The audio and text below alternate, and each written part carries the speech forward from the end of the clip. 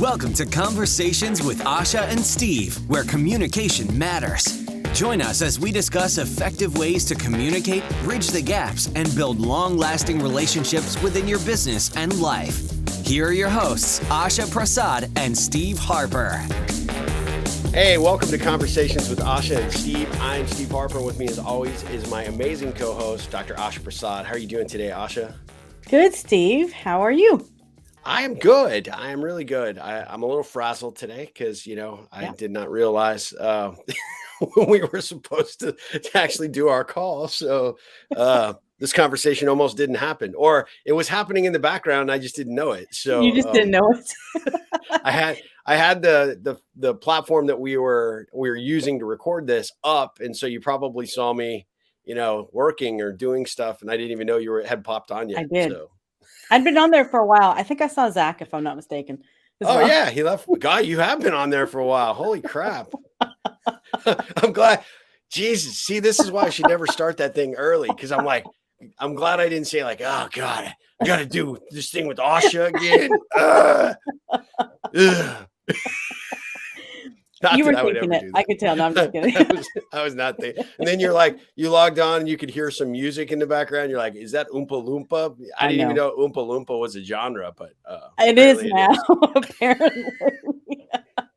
Apparently it is. So yeah. Well, anyway, so what are we talking about today? So this is actually going to be a recorded episode that we're going to premiere in a week or so. Because our schedules have gotten so crazy and busy that we're both backed up. So, we normally would like to be with you guys on a live stream. We try and do that once a week.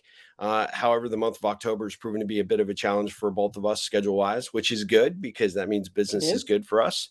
But this is going to be a recorded episode, and obviously hear it for those of you that are on the podcast. You'll hear that on the various podcast platforms, wherever your ears may lead you. So we're so grateful that you're here and watching and listening. But what are we talking about today? We're talking about empathy, actually leadership, and why is it important to incorporate empathy in your way of leadership. And why is that important, Steve? I've heard you talk about this before. And in fact, I think, if I'm not mistaken, correct me if I'm wrong, but you did touch on this a little bit in the third edition of your book. I did. Yeah. Right? I think it's one of those skills that we don't spend enough time as leaders really crafting. And, that's kind of hard to say, because is it really a skill or is it hardwired for a lot of people? And I know that you and I probably both have coaching clients that we've worked with that, either lack empathy or have, almost too much empathy, and, sometimes feel like they're being taken advantage of because of the empathy. But I think it's an essential skill for leaders to understand what it is and understand how to apply it, because I think it's very much key to how you connect with your employees, the folks that you lead, as well as the people that that are taking, advantage of your products or services, your customers, your prospects, your vendors, your partners, those folks, and having the ability to lead with empathy, to have that investment, if you will, in those, in other people and what's going on in their worlds and how it plays out. I think it's essential.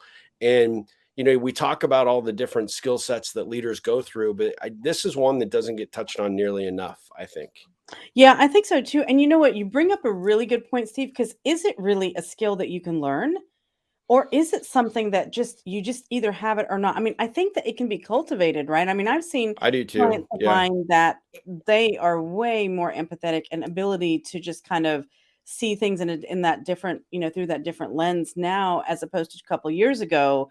They just didn't have any of it, and their relationships have changed because of it significantly in a positive way. But I mean, how do you assess that? Do you assess that with your coaching clients? Or, I do. How do you do I do. that? I try to ask a lot of questions that sort of put them in a situation where they have to reveal how other people are potentially feeling, or how they may have responded or reacted to certain situations. And that sort of gives you a clue as to how clued in, so to speak, somebody is in their empathetic superpowers. And what I often find, and I've had one particular client who has she really struggles in a lot of ways Mhm. to really. In fact, I don't think when we first started working together, she had an empathetic bone in her body because she was Really? very committed to, at the time, the hard charging results of her organization. And that if I'm paying you, you need to be here and Mhm. you need to do what I ask you to do and when I ask you to do it. And wasn't considering the boundaries of the work environment that she had. So she was one Mhm. of these managers that emails at all hours of the night and then would get Oh gosh. upset and frustrated when people didn't get back with her, not understanding the impact it has on other people's lives and, just Right. the overall culture that she was creating. And one of the things that she had engaged me with was, the reason she engaged me, in other words, is she was losing people and she was Ah. constantly seeing a revolving door and was trying to figure that out. And she thought it was potentially, salary, ranges were what she felt were appropriate for those positions, and she felt Mhm. like maybe money was playing a hand in it. And Right. then she thought it was potentially the work wasn't quite as invigorating or exciting. She found that she, as the leader of the business, was getting a lot of credit, but that might not have trickled Mhm. down, and people were resentful about that. And I'm like, yeah, I'm sure all of that plays a part. However, Right. it comes down to how you really respond and react with the people that you work Yeah. with. And so as we started to dig in a little bit, it became very obvious that she was lacking a true sense of empathy for other people. She was Right. just putting herself forward. And, that and in its own right became pretty, I think, illuminating to her because I think she Mhm. started to realize that she grew up in a household that wasn't very empathetic. She Ah. Everybody was kind of left to their own devices, and you had to kind of fight for your place at the table, if you will. And that had manifested in her childhood and kind of adapted into her educational experience, and ultimately how she is as a leader. And it was Mhm.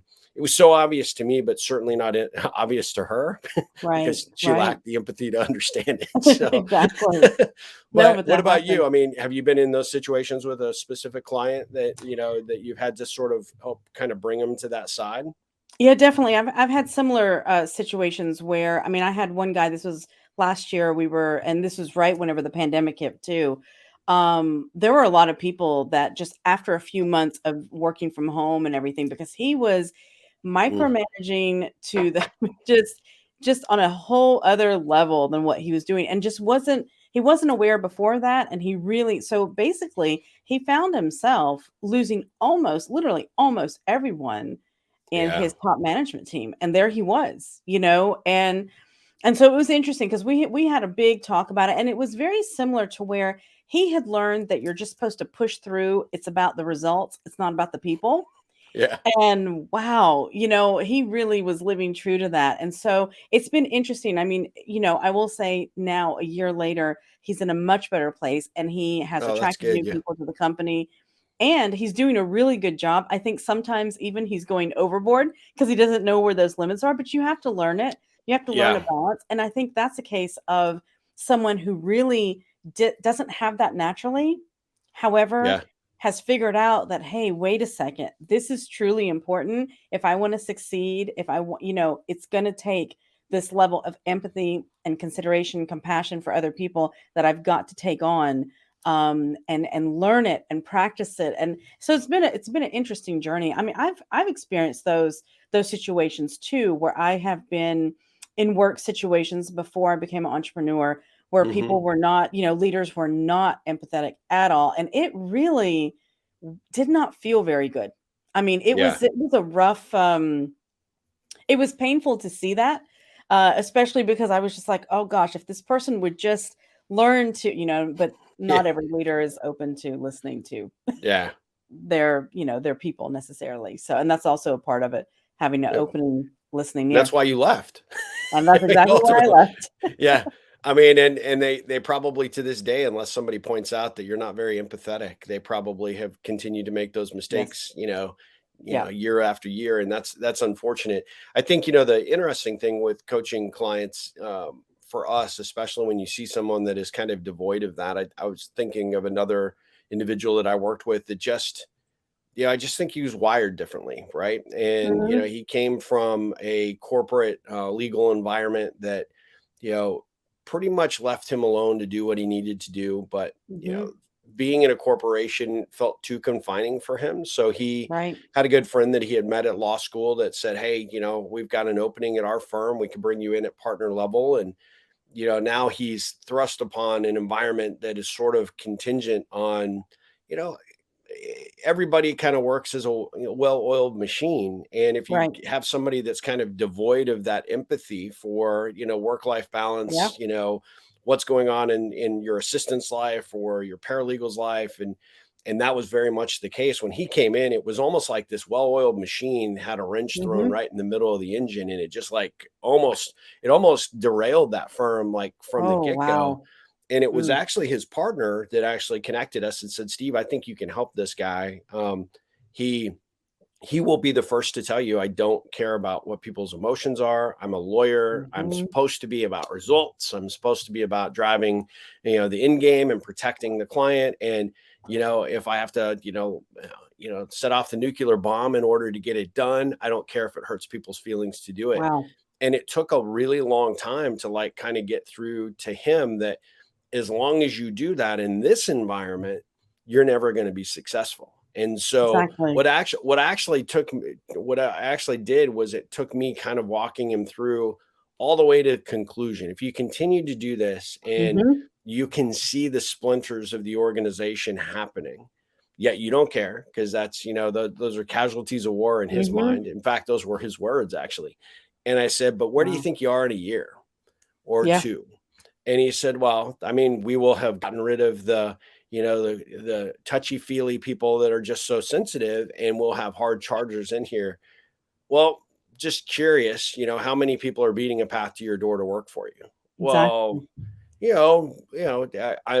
I could do it. I said, why don't we test that? Why don't you put out an ad and see how many people that when you go through the interview Hmm. process, how many people are looking for, that type of hard charging environment.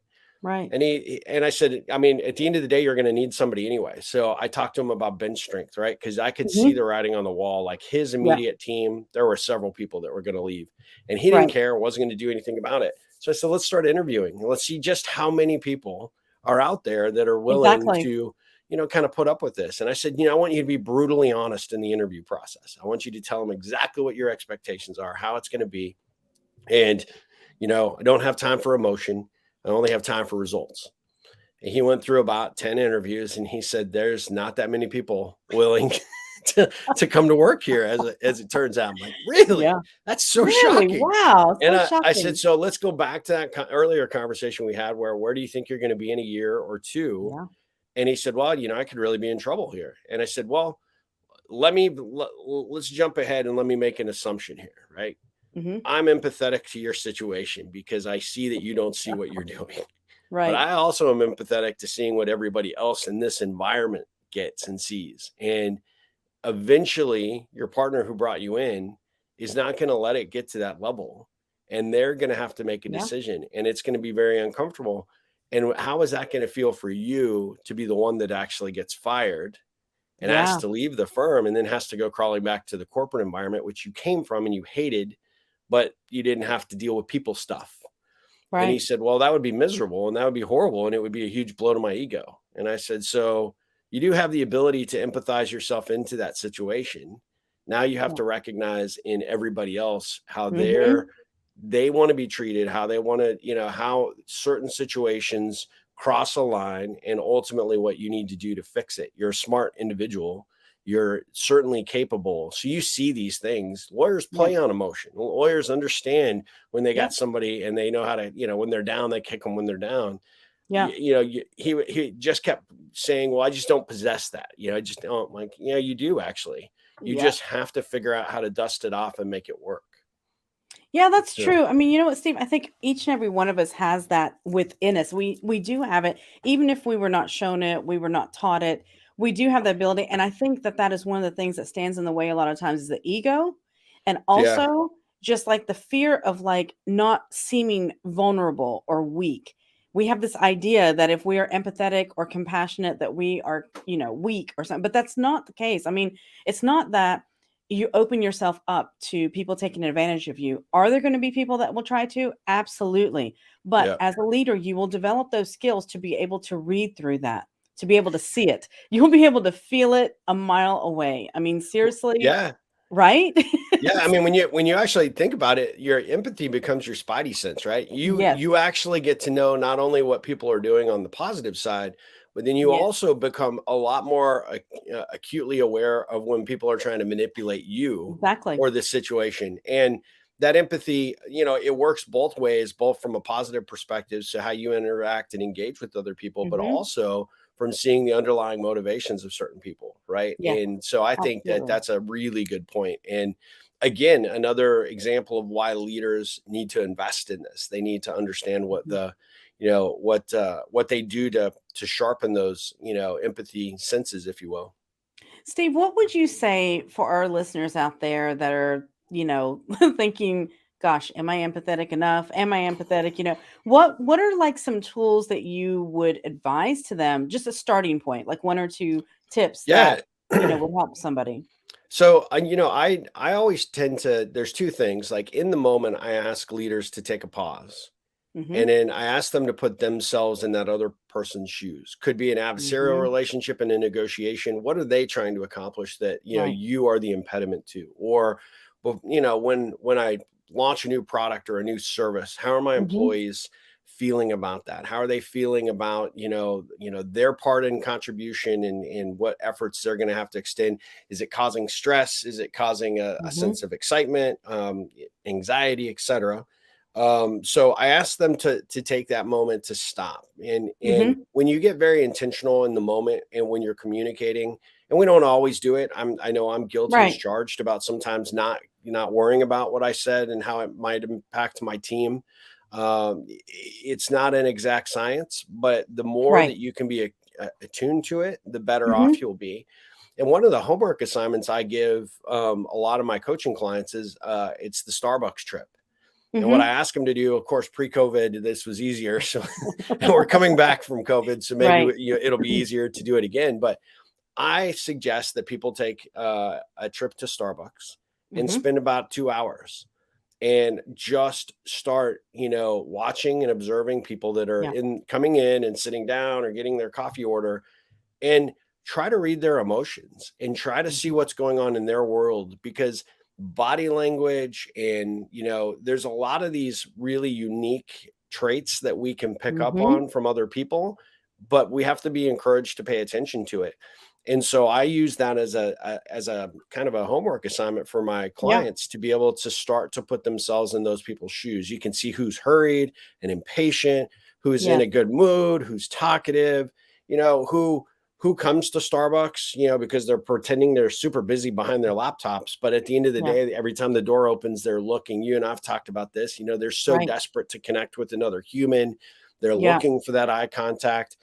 And I use that as an example of a way to connect in how to sort of get back ingrained with that empathetic state and Mhm. sort of sharpen those skills so that they can start to do it. Now, do you know some of the things that you're saying to yourself about this person are true? No, but that's how I take it to the Exactly. next level. Why not go ask them? Why don't you go Yeah. engage them? It's pretty amazing. I was, I've always found that the people that really lack it or really struggle with it get the most out of that exercise. Mhm. I can And, imagine. yeah, so it's that, but I mean, I always tell people, if you kind of want to resharpen that skill wherever you're at, the grocery store, sitting, at the Mhm. gate at the airport, just kind of watching and observing people and then trying to put yourself in their shoes has a great way of kind of uncovering, what level of empathy you're at this point. And especially when you see somebody in struggle, right? You see Yes. somebody that's having a bad day, clearly frustrated or angry, and then trying to maybe engage them and change that state a little bit Mhm. helps you become a little bit better. I was traveling earlier this week, so I was driving back to Austin, ended up in this really small town, and there was a lady coming Mhm. out of the convenience store, the gas station that I was at, and I was going Mhm. in, and a guy criticized her for wearing a mask, which is a huge hot button issue Whew. right here in Texas right Yeah. now. And this lady was just so, like, you could tell she was just completely shocked and just, Right. felt attacked. The guy goes in, they were kind of crossing as they were going in. He was going in and she was coming out. And he just said, you're a blind fool for wearing that mask. And she Mm. just stood there and he went in like that, no, Like clearly nothing. lacking an empathy Right. skill set. But she stood there and I said, ma'am, don't worry about him. And she said, I just never expected anything. I'm like, Right. you can't argue with stupid. So at the end of the day, you do Yeah, you. Don't worry about somebody that, exactly. that wants to criticize. And her entire in that 30-second, exchange, her entire body language changed. Like she Yep. went from bad to maybe somebody a little bit good. And I'm like, you go have a fantastic day and don't think about this guy again. And so I knew that made a change, but I could Yep. feel it in her like, oh my God, so criticized and just so out of the blue attacked, right? Exactly. So then I end up behind the line, with this guy. Oh, And no. he obviously lives in that town and he's joking with the cashier. And he said he's just so crazy that so many of these people, these tourists or travelers come through here and they're just wearing their masks and it's just so dumb. Mm, And I wanted to say something to him, but then I right. didn't want to get murdered in a small town in You East didn't wanna Texas be on or the West news. Texas. Exactly. Yeah. But in that moment, I also Yeah. felt empathy for him because I felt Yes. like, man, here's a guy that is so, committed to his cause that he feels compelled to make himself feel better by attacking somebody else. And Yeah. what a sad life that is. And Yeah. that I realized in that moment that, you may not be able to change that circumstance or that individual, but at the end of the Mhm. day, it becomes acutely aware of what you do individually to Yes. maybe do the same for other people, right? Any way that you can, whether it's being critical or whether it's Mhm. being supportive, and how essential that is. And so I could, in that moment, realize that I was kind of flexing my empathy, Mhm. legs a bit because I was in her situation, but I also was a little bit in his, and just I think Yeah. that obviously comes from a sense of pain or frustration or whatever. Absolutely. Who knows? This guy may have lost his business because of COVID and he's just super pissed about it. I don't know. But at the end of the day, it kind of gave me a really it was funny that we decided to talk about this today Mhm. because, it just was a real life example of both the yin and the yang of the empathy side. It is, and you know what, Steve? It is true. We never know what's going on for somebody, and on both sides of that, and I can totally see that with what you were just sharing with us. I can totally see it because you want to you feel for this person on Hmm. both sides. You feel for this person that just felt attacked and shamed for what she thought she was doing, what felt right for her. And then you look at this other person and you think, gosh, what kind of pain is that person in? And to have empathy, and maybe you don't verbalize it, but there is some power in that. And I do think, like the exercise, what you're talking about, observing people is key because I think it's like over 70% of our communication is actually nonverbal. So there's Hmm. so much when you start to get good at reading people, reading what their body language is saying, what their gestures are, and especially on your team. I'm telling you, that is really key So to get to critical. know because not everybody's going to be the same. And when you try to treat everybody the same, it doesn't feel very good on the other side. I can tell you that because people are just like, wait a minute, we all are our own individual selves. We may be collectively as a team, but we all have our unique abilities and talents. And to be recognized for those with our leaders, with our managers, people that we look up to and that we're looking for guidance is key. I mean, there's It just so much is. you can really encourage. You can really watch somebody bloom. And I know, Steve, you've seen over the years on your team, I know I've seen it as well, how whenever you hone into that, you really can see people just kind of blossom into way more capability and way more than you ever Yeah. even knew was just like there's like a hidden gem inside of them, and you're just Yeah. like, wow. And it's because you took the time to get to know them, to read their body language, to get to know what their what the little nuances are. And I think that that's super super it's vital to having a healthy, enjoyable work environment and Yeah. work team. I think it eliminates a lot of pettiness. I'm not saying it's going to eliminate all of it, but it does because Yeah. that we're human beings. Come on, Yeah. just Yeah. but it's going to eliminate a lot of the conflicts that you would normally see once you cultivate that kind of environment. Yeah. Who would you say like you would, put on, the top of your list for Mhm. most empathetic leaders? Oh gosh, that's a good one. I mean, I have to say one of the people, you know who I'm gonna say. Actually, I'm pretty sure you know who I'm gonna say. That's the first thing that comes to my mind. This is not scripted, by the way. She didn't set me up for that question. I just pulled it out of my Who do you think empathy I'm gonna say, bag. Steve? Who do Nope, you think nope, I'm nope. I'm not saying it. I'm just curious if you can read my body language, if you can read my mind. Well, I actually think it would be kind of a tie because I think it would Mhm, be Sir Richard Branson probably mhm. because you're a fangirl for Yes, sure, I am. and but then I think that you and I had multiple conversations about Howard Schultz, when he was Yes. leading Starbucks and the commitment there. But if I had to vote with a person, it would be Richard Branson. Yeah. And you're right. I mean, it is, and I am a big fan. But here's the thing, the reason why is because everything that I've read, about the way he treats his employees, the way he gets to know his employees, the way that he literally puts himself in the shoes of his employees. I mean, he will get on a plane and serve coffee and tea to people, like, literally. I Yeah, love that fact because he really gets into the trenches with his people. He yeah, also encourages people. If there's anybody in his organization that wants to become an entrepreneur, he supports them. I mean, yeah, he really, and I love that about him because just as he has gone and fulfilled, and he's still fulfilling all his dreams, he encourages he pays that forward in such a beautiful way. And I mean, he is just one of the many. I mean, there's so many people. There was something that I was reading the other day that happened during the pandemic, which, you know what, I can't find the article again, but I have to see if I can find it about Trevor Noah, for example, uh-huh, the comedian and anchor actually of the Daily Show. He actually paid out of his own pocket his employees during the pandemic. yeah, yeah, And if you look at that, and it's not just about the money, okay? I just think about the amount of empathy and compassion that it takes for somebody to say, you know what? These people don't have anything coming in, and we're all in this together. They work with me, we work together. I'm gonna try to help them because I can.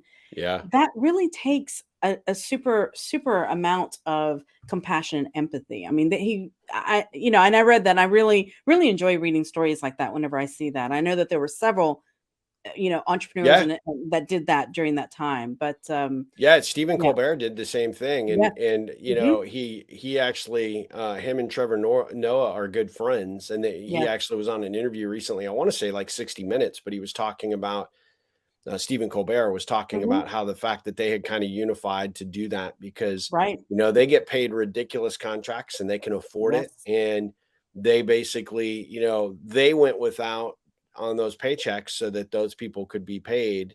exactly, And he said, what were our choices, right? Lay these right, people off, which makes no sense when you have the financial means in order to support them. And he yeah, said, and then we would just be putting ourselves in a deeper hole when we did come back because now maybe they found exactly, other jobs or we lost that yeah, talent or another show picks them up. So there's also that altruistic, aspect of it for doing it for, the right reasons, but also from the personal reasons that he didn't want to lose those people. Right. And right, whatever he could do. And of course, nobody expected it to go as long as it did, but they exactly, continued to do it nonetheless, right? And yeah, that is putting your money where your mouth is. And so it that's is, an excellent example. And I've heard and seen things about Richard Branson and what he did with mhm, Virgin Galactic and made sure that those yep, people were being paid. And there was times where they had part shortages and they couldn't continue to build mhm. on the space plane, or his spaceship or whatever they call it, I the love that space plane. space plane, I love that. Okay, space plane. I But love it. yeah, but Yeah, essentially they had people that were at a standstill. And so he said, yeah, well, stay home, watch some good daytime television, and I'll continue to pay you when these things come in. You'll, just everybody will come back. And I think, exactly. the funny thing, and you touch on it, right? But COVID itself gave us an opportunity to really do something unique in terms of the Yes, empathetic, stretching that empathetic muscle because number one, was it a unifier across the board for all of us? Yes. Some of us, yeah, may have experienced it much differently than others, but for the most part, it's the one thing that we all have in common anywhere on the planet, right? The planet yeah, shut down it's for a true. period of time. and everybody was scared. Everybody was fearful about what was going on. And I'm thinking back to your client, Yeah. conversation where you had that, where, they were pushing, pushing, pushing. Well, I think a lot of that, and I saw that in my own clients, that especially during those early days of the pandemic, when we didn't know Mhm. when we were going back, there was this extreme pressure to keep things pushing forward. Yes. And especially those that didn't have good empathetic muscles to begin with, Mhm. they became even more distrusting of their employees and their Yeah. motivations and what they were doing when they couldn't see them. And so, it's interesting to see how people responded and reacted, and ultimately what happened during the pandemic. But the thing about that event is that that could give us the reset that we all kind of needed, right? To say, Mhm. look, Yeah. every one of us is going through it, and we're all dealing with something. And the Yeah. fallout to COVID is continuing and still happening. And we just need to, we need to not only not shy away from that, but we need to be open to Mhm. what this has taught us and how do you Yeah. learn from it and take it forward. And so, I think this topic is really valuable in a lot of ways. And, Mhm. this was actually designed, this episode was designed to be a lightning round. So we'll wrap it up. But the one thing I would say here as we, get towards the end, if you really have to question whether you're empathetic, then it's a good thing you are, right? Exactly. Questioning. And this may be the little nudge that pushes you forward. I know in several areas of my life, I need to be better, right? And Mhm. this sort of kind of also illustrates for me, and we're talking about it, right? So, Right. I'm not shying away. There are things that I need to be better at, in how I look at and actually invest in my people. What about you?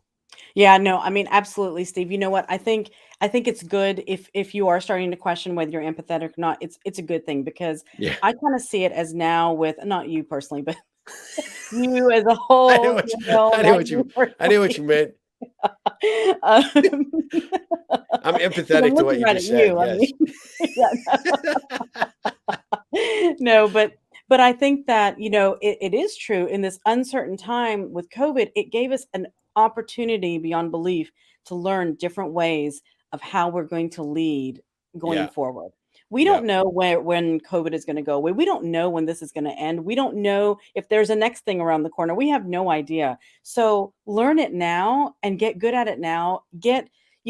Build those stronger relationships with your team members, with your employees, and Yep. just your customers and your clients.